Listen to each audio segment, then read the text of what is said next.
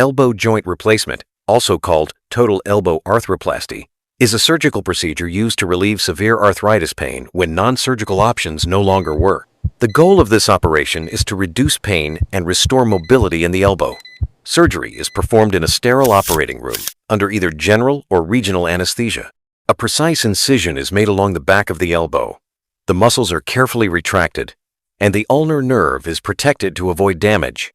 Damaged joint surfaces of the humerus and ulna are then removed with a surgical saw to prepare smooth surfaces for the implants. Next, the inside of the humerus is shaped to accept the humeral component of the prosthesis. The same process is done on the ulna to fit the ulnar component. Depending on the surgeon's choice, the implants may be secured with or without bone cement.